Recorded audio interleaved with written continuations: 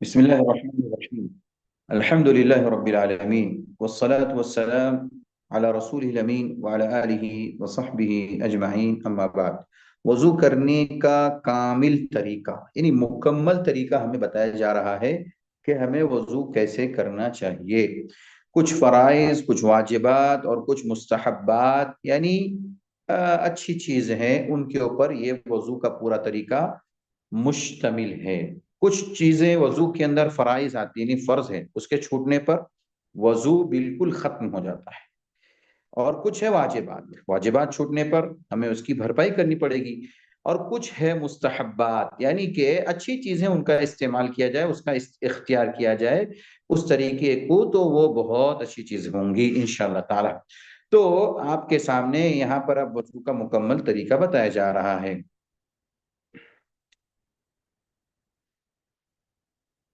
सबसे पहले क्या चीज है, कहते हैं दिल से वजू की नीयत करें। दिल से करना है। दिल से क्यों कहा गया? इसलिए कि हमारी शरीयत के अंदर हर अमल का दारो मदार नीयत पर है। और नीयत अगर हम जुबान से करें तो ये बिदत है। और इसी को अगर हम दिल से करें, जो दिल उसका असल महवर और मरकज है नीयत का, तो ये सही और दुरुस्त होंगी। नीयत अगर हम दिल से करें तो वो नीयत सही होंगी। और याद रखना चाहिए कि नीयत यानी कस्द इरादे का नाम है। कस्द और इरादे का नाम। हम इरादा कहाँ बनाते हैं, दिल में या बोलकर? सवाल है। हम इरादा कहाँ बनाते हैं? हम अब इरादा दिल में बनाते हैं। मुझे ये काम करना है, नहीं, दिल में हम सोचते हैं, दिल में हम उसका इरादा करते हैं। इसलिए शरीयत ने भी दिल को वजू के लिए, नियत करने के लिए दिल को खास किया है। तो इस सिलसिले में उमर बिन खत्ताब रजी अल्लाह अन्हु की एक हदीस है, मशहूर हदीस, जो सही बुखारी के अंदर पहली हदीस पर मुश्तमिल किताबुल वही के अंदर इमाम बुखारी रहमतुल्लाह ने इस हदीस को जिक्र किया। और दीगर बहुत सारे मुहद्दिसीन ने आपको नजर आएगा कि उन्होंने बहुत सारी अपनी किताबों के अंदर इस हदीस को जिक्र किया है। रसूल अकरम सल्लल्लाहु अलैहि वसल्लम ने फरमाया, इन्नमल अमालु बिन्नियात, अमाल का दारो मदार नीयत पर है। इंसान जो भी अमल करता है उसका अमल दखल किस पर है? नीयत पर है। जुबान से नीयत नहीं करनी चाहिए, क्योंकि अल्लाह के रसूल सल्लल्लाहु अलैहि वसल्लम ने कभी भी जुबान से नीयत नहीं की। इसी तरीके से अल्लाह रब्बुल आलमीन हाल दिल से अच्छी तरह वाकिफ है, उसे बताने की जरूरत नहीं है। इंसान अल्लाह तबारक व ताला के को बताने की जरूरत नहीं कि मैं अल्लाह ताला ये कर रहा हूं, मैं ये कर रहा हूं। अल्लाह ताला हमारे हालों को अच्छी तरीके से जानता है। हमें हमें सिर्फ और सिर्फ दिल से नियत करनी है। हमें सिर्फ दिल से नियत करनी है। चुनाचा यहाँ पर हमारे सामने जो सबसे अहम मसला जिक्र किया जा रहा है वो नियत का है। उसके बाद हमें क्या करना चाहिए? बिस्मिल्लाह कहना चाहिए। बिस्मिल्लाह कहना क्यों चाहिए? बिस्मिल्लाह इसलिए कि अल्लाह के नबी सल्लल्लाहु अलैहि वसल्लम का ये तरीका रहा है। अगर हम बिस्मिल्लाह में पहल करते हैं या भूल जाते हैं तो इस सिलसिले में शरीयत का क्या हुक्म है उसका भी इंशाल्लाह आइंदा जिक्र आएगा। तो यहाँ पर हमारे सामने एक अहम मसला वजू के ताल्लुक से हम यहाँ पर जिक्र कर रहे हैं, उसको हमें समझने की जरूरत है। तो बिस्मिल्लाह कहने का हुक्म अबू हुरैरा रज़ी अल्लाह अन्हु की हदीस से मरवी है। अल्लाह के रसूल सल्लल्लाहु अलैहि वसल्लम ने फरमाया, ला सलात लिमन ला वज़ू लहु वला वज़ू लिमन लम यज़कुर इस्मल्लाहि अलैहि। उस शख्स की नमाज नहीं जिसने वजू नहीं किया, और जिसका वजू नहीं, उस शख्स का वजू नहीं जिसने बिस्मिल्लाह शुरू में अल्लाह का नाम लेना छोड़ दिया या भूल गया। बहर सूरत हमें इस सिलसिले में मोहतात रहने की जरूरत है। तीसरी चीज, 3 मरतबा हथेली को धोना, ये अफजल है। ये सब क्या है? अफजल है। 3 मरतबा हथेलियों को धोना। हथेली से मुराद हाथ का हिस्सा आगे का, जिससे हम पकड़ते हैं, जिसको हम खाने पीने वगैरह सब चीजों के लिए इस्तेमाल करते हैं। तो जैसा कि अब्दुल्ला इब्ने जैद और उस्मान गनी रजी अल्लाह अन्हु की हदीस में इससे पहले गुजर चुका कि आप 3 मरतबा अपनी हथेली को धोते थे, उसके बाद बाकी अज़ा को जो धोते थे। तो ये वजू के तरीके में ये भी चीज दाखिल है। चौथी चीज वजू में क्या है? एक ही चुल्लू में दाएं हाथ से कुल्ली करें। ये एक हाथ से, यानी एक हाथ का जो हिस्सा है उसको चुल्लू कहते हैं ना, जिसमें पानी लेते हैं हम कुल्ली के लिए, उसी को चुल्लू कहा जाता है। कि एक ही चुल्लू में दाएं हाथ से कुल्ली करे और नाक में पानी डाले और बाएं हाथ से नाक साफ करे। इसी तरीके से 3 बार 3 चुल्लू पानी से करे, जैसा कि अब्दुल्ला इब्न ज़ैद रजी अल्लाह अन्हु की हदीस में है। कामिल वजू करे, अगर रोजा से ना हो तो नाक में पानी डालने में मुबालगा करे, जैसा कि लकीत बिन सबरा की रिवायत में मौजूद है। ये सारी हदीसें आपको मुख्तलिफ मकामात पर, जैसे सुनन नबी दाऊद के अंदर मिलेंगी, जो आखिरी वाली है कि अगर रोजा नहीं है तो रोजे के बगैर आपको क्या करना है, नाक में पानी चढ़ाने में मुबालगा करना, अच्छी तरीके से पानी चढ़ाना चढ़ाना है। लेकिन रोजे की हालत में है तो ज्यादा ना चढ़ाए, क्योंकि मना है इस सिलसिले में, पानी नाक से मुंह में चला जाता है। इसलिए शरीयत ने मना किया कि हम रोजे की हालत में हो तो ज्यादा ऊपर, नाक में पानी ज्यादा ऊपर तक ना चढ़ाएं। वजू के लिए मिसवाक करें, जैसा कि अबू हुरैरा रज़ी अल्लाह अन्हु की साबका हदीस से साबित है। अल्लाह के नबी सल्लल्लाहु अलैहि वसल्लम वजू करने से पहले क्या करते थे, मिसवाक किया करते थे। तो ये 4 चीजें जो आपको वजू के तरीके में बताई, सबसे पहले नीयत, दूसरे नंबर पर बिस्मिल्लाह, तीसरे नंबर पर हथेलियों को 3 बार धोना, और चौथे नंबर पर मुबालगे से नाक में पानी चढ़ाना। पांचवें नंबर पर है 3 बार चेहरे को कान से लेकर कान तक धोना। कान से लेकर कान तक यानी हमारा जो कान का हिस्सा है, जिसको हम ये कह सकते हैं दाढ़ी की तरफ वाला हिस्सा, उसको अच्छी तरीके से पूरे चेहरे को 3 बार धोना है, ये अफजल है। चौड़ाई में और बाल निकलने की जगह से लेकर दाढ़ी और ठुड्डी के नीचे तक लंबाई में धुले जाएं, जैसा कि अब्दुल्ला इब्न ज़ैद उस्मान गनी रजी अल्लाह अन्हु की हदीस का के अंदर उसका तज़किरा मौजूद है। दाढ़ी का खलाल करे, जैसा कि अनस बिन मालिक रजी अल्लाह अन्हु की हदीस से साबित है। खलाल का मतलब है दाढ़ी के अंदर उंगलियां डाल करके जैसे हम गीला करते हैं ना, तो उंगलियां डाल करके इस तरीके से हमें करना है, और हल्का हल्का पानी जो है उसके जड़ों तक पहुंचाने की कोशिश करना है दाढ़ी के। तो 3 मरतबा चेहरा धोना है और दाढ़ी का खलाल करना है। तो ये भी क्या है, वजू के तरीके में 5वें नंबर पर है। छठे नंबर पर, और याद रखें यहाँ पर मैं आपको एक बात और बता दूं कि वजू के अंदर तरतीब जरूरी है। अपनी मर्जी से हम नहीं कर सकते, बगैर तरतीब के अगर कोई करेंगे तो उनका वजू बातिल हो जाएगा। वजू के जरिए तरतीब जरूरी है, वजू के लिए तरतीब जरूरी है। छठे नंबर पर फिर दाहिने हाथ को उंगलियों के सिरे से लेकर कोहनियों समेत, देखिए चौथी छठी चीज क्या है, दाहिने हाथ को उंगलियों के सिरे से लेकर कोहनियों तक। सिरा किसको कहते हैं, बीच वाली उंगली है उसका बिल्कुल सिरा, उससे लेकर के कोहनी जहां से हमारा हाथ मुड़ता है, 1 गज के बराबर जिसको कहते हैं। तो ये जो उंगली का जो हिस्सा है, उंगली का जो सिरा है, वहां से लेकर के कोहनी तक हमें अच्छी तरीके से समेट कर धोना। मतलब यानी ऐसा नहीं है कि सिर्फ कोहनी तक धो करके छोड़ देना, बल्कि कोहनी समेत धोना, यानी कोहनी भी धुली जाएगी, कोहनी भी धुली जाएगी। ये जरूरी चीज है, इसको याद रखना चाहिए, हमारे लिए जरूरी है कि हम इसको ख्याल में रखें। तो ये चीज हमें कोहनी समेत धोना है, 3 मरतबा धोना है। हाथ को मले, उंगलियों के दरमियान खिलाल करे, फिर बाएं हाथ को भी दाहिने हाथ की तरह धुले। तो दाहिने हाथ से हमें क्या करना है, पहले हाथ को उंगलियों के सिरों से धो करके बाएं हाथ के, पहले दाहिने हाथ को धोना है, कोहनी तक समेत, यानी कोहनी समेत धोना है। फिर उसके अंदर हाथ में जो है, हाथ को मलना है अच्छी तरीके से, कोई गंदगी ना लगी हो। ऐसे ही उंगलियों में खिलाल करना है, यानी ऐसा है कि हमारी उंगलियां जो है बीच में, जहां उसके जोड़ है उंगलियों के, तमाम उंगलियों के, वहां कहीं सूखा ना रह जाए, इसलिए उंगलियों का खिलाल भी करना है, ताकि वो उंगलियां सूखी ना रह जाए, वहां पर पानी पहुंच जाए। जिस तरीके से हमने दाहिने हाथ को धोने में, सीधे हाथ को धोने में जिस तरीके से हमने तरीका इख्तियार किया, ठीक उसी तरीके से बाएं हाथ को भी धोने में हमें तरीका इख्तियार करना होगा। यानी हमें उसके सिरे से लेकर कोहनी तक, कोहनी समेत हमें धोना होगा। तो ये छठा तरीका है वजू का, ये भी तरतीब बताया जा रहा है, ऐसी ही तरतीब से हमें वजू करना है और हमारा वजू, तभी हमारा वजू सही होगा।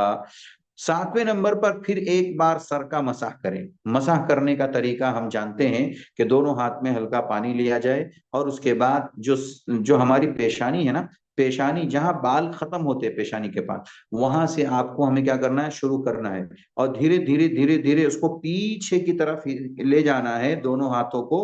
और गुद्दी है, गुद्दी बोले तो जहां पर आप देखिए आपको हड्डी जैसे उभरी हुई नजर आएंगी, वहां से गुद्दी तक लेके जाना है, फिर उसी तरीके से वापस, हटाना नहीं है, सेम उसी तरीके से वापस लेकर के आना है।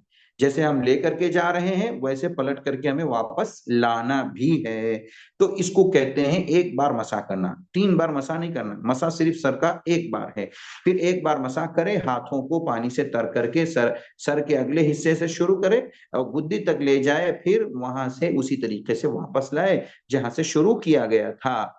दोनों हाथ के अंगुष्ठ शहादत को यानी उंगलियों को, शहादत की उंगलियों को कान के अंदर अंदरूनी हिस्से में डाले, यानी वो कान के हिस्से को मसाह करने के लिए कान के अंदरूनी हिस्से को डाले, और अंगूठों से कान के बालाई हिस्से का यानी बाहर के हिस्से को धोना है। क्या करने के लिए? धोने का मतलब मसाह करना, मसाह करना है, उंगलियों को अंदर डाल करके अंगूठे से बाहर का मसाह हमें करना है।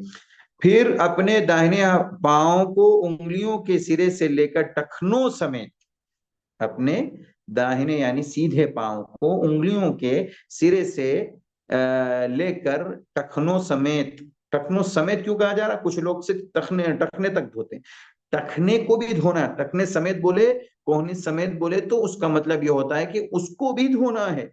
टखनों समेत 3 बार धोना है हमें एक पांव को। उंगलियों का ख्याल करना है, दरमियान में छोटी उंगली से जो हमारी बाएं हाथ की, उसको पैरों की उंगलियों में दाखिल करे ताकि वो सूखा ना रह जाए। फिर बाएं पांव को भी दाहिने पांव की तरह धुले। इस तरीके से हमें पूरे वजू का तरीका शरीय तौर पर क्या है वो यहाँ पर बताया गया है। अगर आप लोग चाहें तो मैं वीडियो में एक बार आप लोगों को ये जो बताए गए हैं 8 तरीके जो बताए गए हैं, मैं इंशाल्लाह आपके सामने बता देता हूँ, और बिल्कुल लाइव अंदाज में। अगर आप लोग इसके लिए तैयार हैं तो मैं इंशाल्लाह आपके सामने पेश कर देता हूँ। जी जी शेख जरूर। जी, ये आप देखें इंशाल्लाह वजू का तरीका क्या है, किस तरीके से हम वजू करेंगे, उस ताल्लुक से मैं आपके सामने बयान कर रहा हूँ। एक नंबर पर आप वापस चले जाइए, एक एक करके मैं आपके सामने पेश कर रहा हूं। जी, 1 नंबर पर चले जाइए।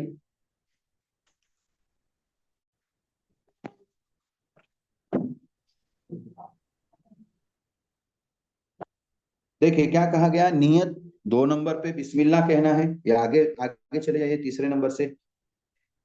जी हाँ, यहां से 3 मरतबा हथेली को धोना है। मैं आप वीडियो ओपन कर रहा हूँ, आप लोग देखिए, मुझे दिख रहा है, मैं दिख रहा हूँ आप लोगों को। जी, अब देखिए बिस्मिल्लाह हमने जुबान से कह दिया, उसके बाद 3 मरतबा हमें क्या करना है, हथेलियों को धोना है। ये देखिए यहां से लेकर के यहां तक, इसको हम हथेली कहते हैं। इसको हमें 3 बार धोना है ऐसे करके, अच्छी तरीके से। ये 3 बार आपको धोना है पानी से। चाहे आप बाजू में लोटा रख करके या मग रख करके पानी लें, या फिर जो है टोंटी के नीचे, नल के नीचे आप वजू कर रहे हो, तो 3 मरतबा आपको हमें ये क्या करना है, हाथ धोना है। उसके बाद चौथी चीज जो है, एक ही चुल्लू में दाएं हाथ से कुल्ली करना। चुल्लू मैंने बताया था आपको ऐसे, ये इसको कहते हैं चुल्लू। ये आप दिख रहे हैं, आपको दिख रहा है ना? जी अस्सलाम ये वालेकुम दिखा है शेख, शेख, थोड़ा दिखा है। लाइट लाइट के जी, अपोजिट है, थोड़ा अंधेरा दिख रहा है। लाइट के आप अपोजिट है, थोड़ा अंधेरा अंधेरा दिख रहा अच्छा अच्छा, एक मिनट एक मिनट, थोड़ा सा मैं इधर, देखिए आप लोग, जी अब आप लोगों को नजर आ रहा है ना? ठीक है, देखिए अब ये है एक चुल्लू। एक बार आपको क्या करना है, इतना लेना है दाहिने हाथ से, आपने मुंह में डाला, कुल्ली कर ली, और कुल्ली करते हुए यहाँ पर मजमजा का तस्करा नहीं। मजमजा मतलब जैसे, इसको मजमजा कहते हैं, पानी को घुमाना। अगर हो सके, आपने विस्वाक कर लिया है तो ठीक है, नहीं तो आप उंगली से ऐसे करके कुल्ली कर लीजिए। ऐसा आपको हमें 3 बार करना है। और ये जो हम पानी ले रहे हैं, इसी पानी से कुल्ली करते हुए ऐसे नाक में पानी चढ़ाना, इस तरीके से, और ऐसे बाएं हाथ से नाक में पानी चढ़ाने को इस्तिंशाक कहते हैं अरबी में, और उसको बाएं हाथ से खूब झाड़ना, उसको कहते हैं इस्तिंशाक। तो आप लोग ये दाहिने हाथ से एक लेंगे और ऊपर चढ़ाएंगे, कुल्ली करते हुए ऊपर चढ़ाएंगे, और उसके बाद बाएं हाथ से उसको झाड़ेंगे। ये तरतीब जरूरी है। ये तरतीब इसलिए जरूरी है कि वजू के अंदर तरतीब शर्त है, अगर नहीं हुआ तो फिर हमारा वजू जाय हो जाएगा। उसके बाद है 3 बार चेहरे को धोना है। अब हमारे पास 2 हाथ है मिसाल के तौर पर, या एक हाथ से पानी ले रहे हैं तो एक ही हाथ से मिसाल के तौर पर, तो हम क्या करेंगे, ऐसे करके ऐसे पानी लेंगे, चुल्लू पानी 2 हाथों में ऐसे लेकर के, यहां से लेकर के ये हिस्से तक पूरा हमें ये कान का हिस्सा जो है ये 3 बार धोना है। 3 3 बार ये हिस्से को धोना है पूरे। और यहाँ इसको कहते हैं दाढ़ी के अंदर खिलाल करना। इस तरीके से दाढ़ी में खिलाल किया जाता है, चाहे ऐसे पानी लेकर के इस तरीके से जड़ में पहुंचा करके इस तरीके से दाढ़ी का खिलाल करें, कोई हरज नहीं। ये तरतीब है चेहरे को 3 बार धोने की। उसके बाद उंगलियों के सिरे से, मैंने बताया था ये देखिए सीधे हाथ की ये बड़ी उंगली है, ये सिरा है ना, यहाँ से पूरा ये हिस्सा जो है कोहनी का कहलाता है।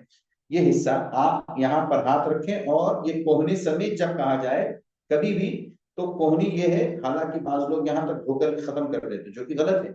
ये कोहनी समेत ये ऐसे धोना है, ऐसे देखिए, ये ऐसे, ये पूरा आपको ये कोहनी समेत यहाँ से यहाँ तक पूरा धोना है। ये आपको कितनी बार धोना है? 3 मरतबा धोना है। ठीक उसी तरीके से बाएं हाथ में भी कोहनी समेत 3 मरतबा धोना है। उसके बाद अगला स्टेप जो है मसाज करना। आप थोड़ा सा पानी लीजिए, ऐसा कर लें। उसके बाद ये देखिए, ये पेशानी का अगला हिस्सा जहाँ बाल है, आप इसको ऐसे लेके जाइए, ऐसे पीछे लेके जाइए, यहाँ से लेते लेते लेते यहाँ तक लाइए। ऐसी कैफियत में यहाँ पे ये ठुड्डी है पीछे के हिस्से पर, यहाँ से ये गुद्दी के हिस्से को वापस लेकर के आइए यहाँ पर, ये इस तरीके से। ये आपका हो गया मसाज सर का सिर्फ एक बार। लेकिन यही जो पानी आपने हाथ में लिया था एक बार मसाज के लिए, उसी के लिए जो काम है उसको कान के अंदर ये उंगलियों को इस तरीके से डालना है। उसके बाद आप अंदर इस तरीके से घुमाइए, ऐसे घुमा के लाइए, ऐसे लाइए, और उसके बाद ये जो बायां बायां हाथ अंगूठे को बाहर से इस तरीके से, ये इस तरीके से लाइए। ये जो तरतीब बनी हुई है अंदर अल्लाह ताला की तरफ से, ये ऐसे ऐसे ऐसे करते ऐसे लाइए। इस तरीके से आपका कान का मसा भी हो जाएगा। उसके बाद हमारा पैर का मसाज, सेम पैर को धोने का मसला है। पैर के धोने के लिए जिस तरीके से हमने हाथ के सिरे से लेकर के कोहनी समेत धुला था, ऐसे ही ये टखना है हमारा, इस टखने तक जो है हमें क्या करना है, धोना है। और ये वाली उंगली जो है इसको हम आखिर की उंगली को सारी उंगलियों के अंदर दाखिल करेंगे, ताकि जो है खिलाल हो जाए। उंगलियों को इस तरीके से धुलेंगे ताकि ये ऐसे ऐसे ऐसे करें, आप इसको कहते हैं खिलाल करना। इस उंगली से खिलाल करेंगे पैरों की उंगलियों के अंदर, ताकि सूखा ना रह जाए। और एड़ियों को खास तौर पर अच्छी तरीके से धोना है, इसलिए कि नबी सल्लल्लाहु अलैहि वसल्लम ने वैलुल लिल आकाब कहा, यानी सूखी रखने वाले एड़ियों वालों के लिए वैल और हलाकत है, बर्बादी है। अल्लाह के नबी सल्लल्लाहु अलैहि वसल्लम की इस सिलसिले में बड़ी धमकी है, यानी खतरनाक ऐसे लोगों के लिए बदुआ है जो लोग सूखी रखते हैं चाहे अपनी एड़ियों को, या जैसा कि कहा गया हदीस में कि ऐसे लोगों के लिए वैल है। वैल के बारे में बहुत सारी बातें की गई। जहन्नम की एक खास वादी है जहां पर पूरे जहन्नमियों की गंदगियां जमा होती हैं। वैल के बारे में कहा कि हलाकत है, बर्बादी है। वैल के बारे में कहा कि ये इंसान के लिए यानी हलाकत है, बर्बादी, यानी कई चीजें इस मामले में। तो बहरहाल हमारी जो हमारी एड़ी का हिस्सा है, पीछे का हिस्सा पैर का, वो सूखा नहीं रहना चाहिए। वो पूरा पूरा सिरा से लेकर के टखने तक पूरा समेत धोना है। इस तरीके से हमारा वजू मुकम्मल हो जाता है। उसके बाद हमें क्या करना है, अगला स्टेप लेना है, वो है फिर ये दुआ पढ़े, अशहदु अल्ला इलाहा इल्लल्लाह व अशहदु अन्न मुहम्मदन अब्दुहु व रसूलुहु अल्लाहुम्मा जअलनी मिनत तव्वाबीन वजअलनी मिनल मुततहिरीन। ये दुआ आप सुन्नत से साबित है, ये पढ़ें। सुब्हानकल्लाहुम्मा व बिहम्दिका अशहदु अल्ला इलाहा इल्ला अंता अस्तगफिरुका व अतूबु इलैक। बाद अहले इल्म इसको भी वो कर दिया, ज्वाइन कर दिया है।